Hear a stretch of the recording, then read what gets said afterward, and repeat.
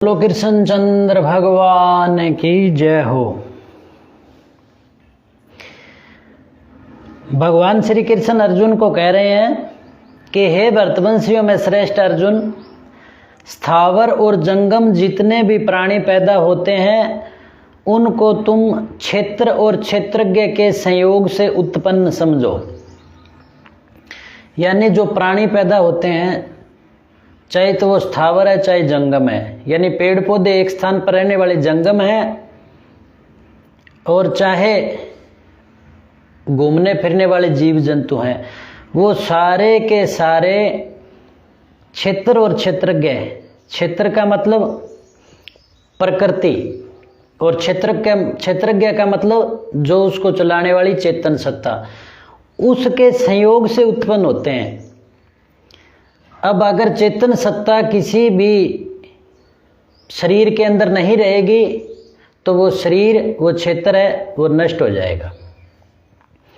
आगे कह रहे हैं कि जो नष्ट होते हुए संपूर्ण प्राणियों में परमेश्वर को नाश रहित और समरूप से स्थित देखता है, वही वास्तव में सही देखता है।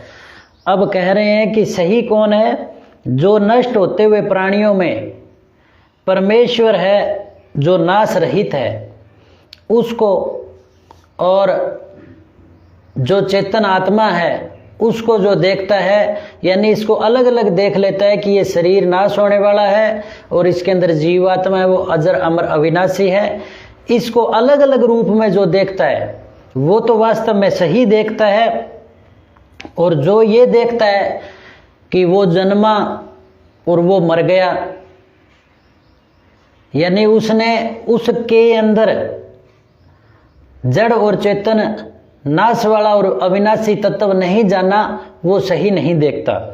आगे कह रहे हैं भगवान श्री कृष्ण कि अर्जुन, सब जगह समरूप से स्थित ईश्वर को समरूप से देखने वाला मनुष्य अपने आप से अपनी हिंसा नहीं करता, इसलिए वह परम गति को प्राप्त हो जाता है। क्योंकि परमात्मा को सभी जगह समान रूप से देखने वाला, ईश्वर को समरूप देखने वाला मनुष्य अपने आप से अपनी हिंसा नहीं करता। यानी कहावत है ना कि अपने पैरों पर कुल्हाड़ी मारना। अब ये अज्ञानतावश जब अपने पैरों पर कुल्हाड़ी लग जाती है, उसी प्रकार से अज्ञानतावश ही पाप कर्म होते हैं। और जब हमें ज्ञान हो जाता है, जिस प्राणी को ज्ञान हो जाता है, तो फिर वो अपने आप से अपनी हिंसा नहीं करता। क्यों?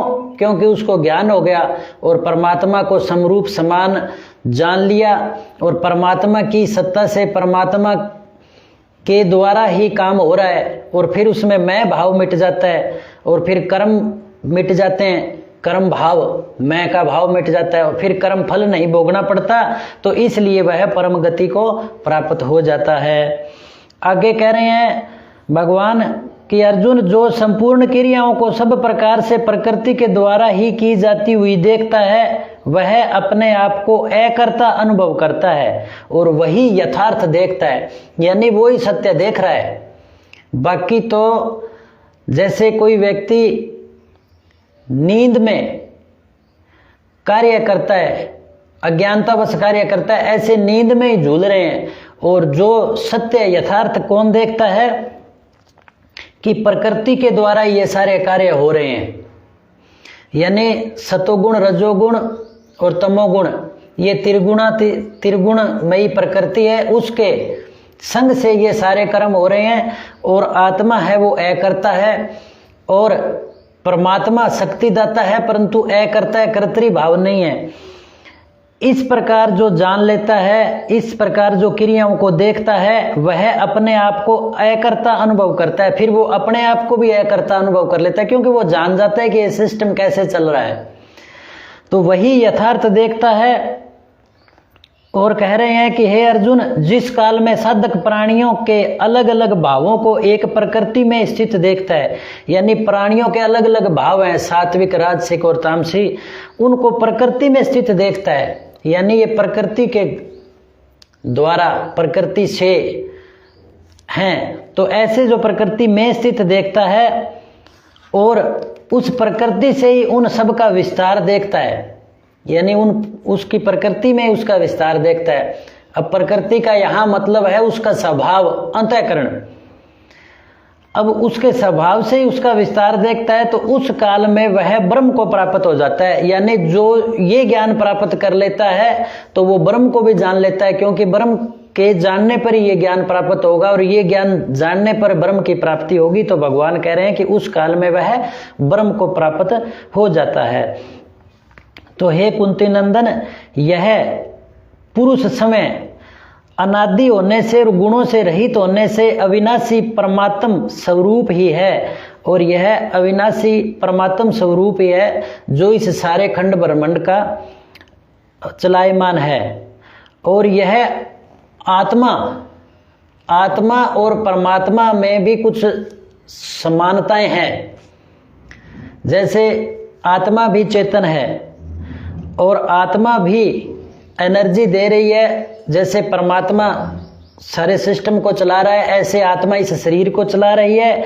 और भगवान कहते हैं कि यह शरीर में रहता हुआ भी न करता है और न लिपित होता है, और ये शरीर में रहता हुआ भी परमात्मा है जो न तो करता है और न लिपित होता है, क्योंकि उसमें कृत्रिम भाव नहीं है, केवल एनर्जी दे रहा है, पावर दे रहा है, शक्ति है वो।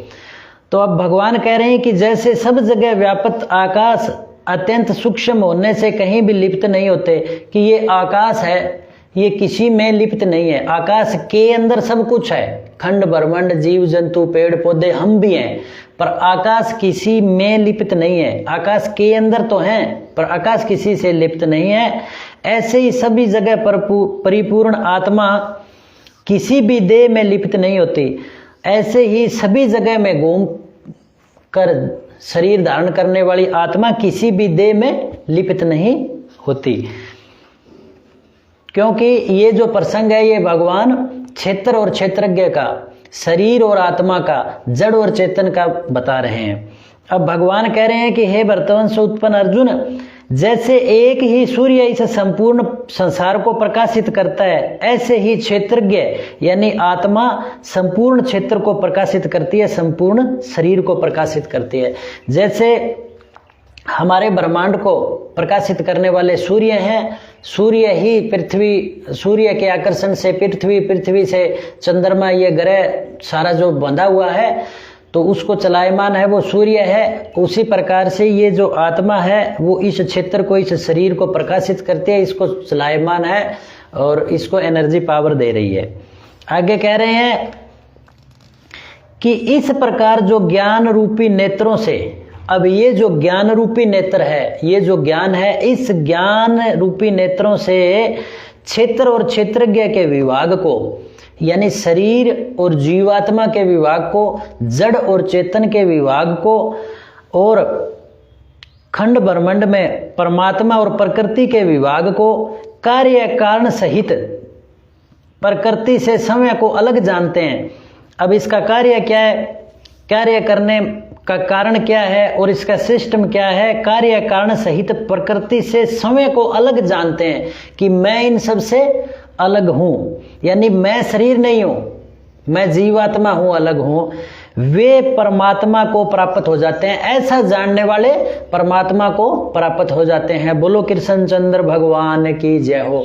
और ये जानने में कैसे आएगा, सत्संग सुनने से और श्रीमद् भगवत गीता के अध्ययन से, सुनने से, और गीता ज्ञान यज्ञ में जाने से, और निरंतर गीता ज्ञान के गंगा, ज्ञान रूपी गंगा के अंदर स्नान करने से, यानी गीता के अंदर लगे रहने से, हमारी मन बुद्धि गीता के अंदर लगी रहे, हम गीता को पढ़ते और पढ़ाते रहें, तो ऐसा करने से हम ये समय को अलग जान जाएंगे और फिर हम परमात्मा को प्राप्त हो जाएंगे। बोलो कृष्ण चंद्र भगवान की।